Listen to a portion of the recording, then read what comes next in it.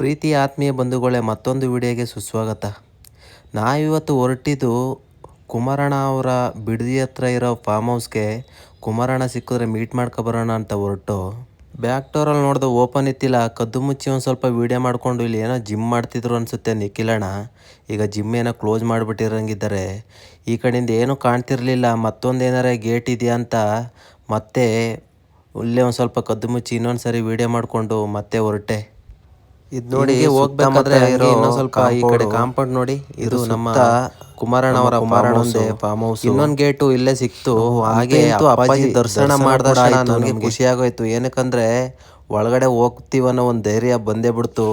ಎಂಟ್ರೆನ್ಸಲ್ಲಿ ನೋಡಿ ಅಪ್ಪಾಜಿ ಫೋಟೋ ಹಾಕ್ಕೊಂಡಿದ್ದಾರೆ. ಹಾಗೆ ಕಾರ್ ತಿರ್ಗಿಸು ಅಂತ ನಮ್ಮ ಫ್ರೆಂಡ್ಸ್ ಹೇಳಿ ಕಾರ್ ತಿರ್ಗಿಸೇ ಬಿಟ್ಟು.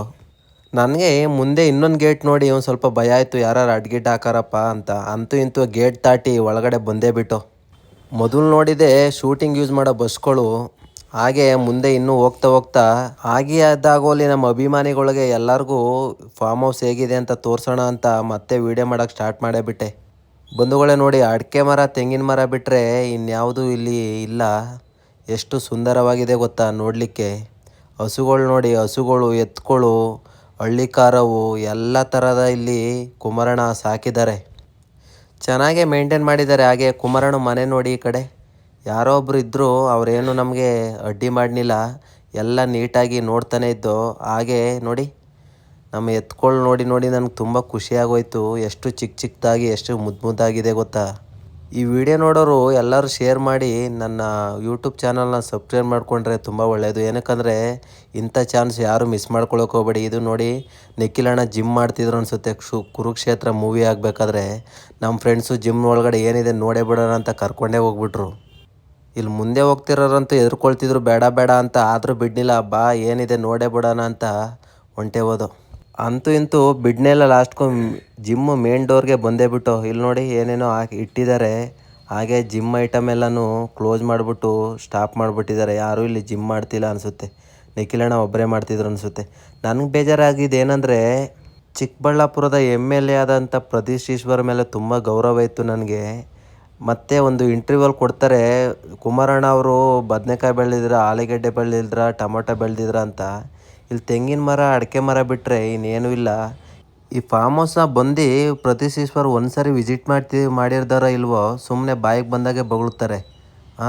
ಇದು ನೋಡಿ ನಮ್ಮ ಜನತಾ ರಥ ಅಂತ. ಇದು ಎಲೆಕ್ಷನ್ ಟೈಮಲ್ಲಿ ಯೂಸ್ ಮಾಡ್ತಾರೆ. ಇವಾಗ ಸುಮ್ಮನೆ ನಿಲ್ಲಿಸ್ಬಿಟ್ಟಿದ್ದಾರೆ. ಇದು ನೋಡಿದ ಇದು ನೋಡಿದ ತಕ್ಷಣ ತುಂಬ ಖುಷಿಯಾಗಿದೆ. ಏನಕ್ಕಂದರೆ ಇಷ್ಟು ಒತ್ತಿಯಿಂದ ಯಾವತ್ತೂ ಈ ಥರ ಜನತಾ ರಥವನ್ನು ನಾನು ನೋಡೇ ಇತ್ತಿಲ್ಲ. ನೋಡಿ ಅಲ್ಲಿ 2 ಬಸ್ ಕಾಣ್ತಿದೆಯಲ್ಲ, ಅದು ಕುಮಾರಣ್ಣ ಮನೆ ಮತ್ತು 2 ಬಸ್ಗಳು ಶೂಟಿಂಗ್ ಯೂಸ್ ಮಾಡ್ತಿದ್ರು ಅನಿಸುತ್ತೆ. ನೋಡಿ ಎಷ್ಟು ಒತ್ತಿಯಿಂದ ನೋಡ್ತಾ ಇದ್ದೀನಿ ಅಂದರೆ ತುಂಬ ಖುಷಿಯಾಗುತ್ತೆ. ಇಷ್ಟು ಖುಷಿ ಪಡಲಿಕ್ಕೆ ನಿಜವಾಗ್ಲೂ ಪುಣ್ಯ ಮಾಡಿರಬೇಕು. ಏನಕ್ಕಂದರೆ ಯಾರಿಗೂ ಇಂಥ ಚಾನ್ಸ್ ಸಿಗಿಲ್ಲ. ನನಗೆ ಚಾನ್ಸ್ ಸಿಕ್ಕಿದೆ. ನನಗೆ ಬೇಜಾರಾಗಿದೆ ಏನಂದರೆ ಇಲ್ಲಿವರೆಗೂ ಬಂದು ನಮ್ಮ ಕುಮಾರಣ್ಣ ನಿಖಿಲಣ್ಣನ ಯಾರೂ ಮೀಟ್ ಮಾಡಲಿಕ್ಕಾಗಿಲ್ಲ ಅಂತ. ಆದರೆ ಇನ್ನೊಂದು ಖುಷಿ ಇದೆ, ಇಷ್ಟಾದರೂ ನೋಡಲಿಕ್ಕೆ ಫಾರ್ಮ್ ಹೌಸ್ ಒಳಗಡೆ ದಾರಿ ಮಾಡಿಕೊಟ್ರಲ್ಲ ಅಂತ. ಏನೂ ಮಾಡಲಿಕ್ಕಾಗಲ್ಲ ಸ್ನೇಹಿತರೆ. ಇವತ್ತಲ್ಲ ಇನ್ನೊಂದು ದಿನ ಮತ್ತೆ ಸಿಗ್ತಾರೆ, ಆವಾಗ ಮೀಟ್ ಮಾಡ್ಕೊಬರ್ತೀನಿ. ಇದು ನೋಡಿ ಹೆಂಗೆ ಜನತಾ ರಥ, ಕುಮಾರಣ್ಣ, ನಿಖಿಲಣ್ಣ, ಅಪ್ಪಾಜಿ ಎಲ್ಲರೂ ಹೇಗಿದ್ದಾರೆ. ಯಾರ್ಯಾರು ಫಾರ್ಮ್ ಹೌಸ್ ನೋಡಿ ಇಷ್ಟ ಆಯಿತು ಕಮೆಂಟ್ ಬಾಕ್ಸಲ್ಲಿ ಹೇಗಿದೆ ಅಂತ ಕಮೆಂಟ್ ಮಾಡಿ. ಹಾಗೆ ಆದಷ್ಟು ಈ ವಿಡಿಯೋ ಶೇರ್ ಮಾಡಿ, ಎಲ್ಲರೂ ಖುಷಿ ಪಡ್ತಾರೆ ನೋಡಲಿಕ್ಕೆ. ಧನ್ಯವಾದಗಳು ಸ್ನೇಹಿತರೆ.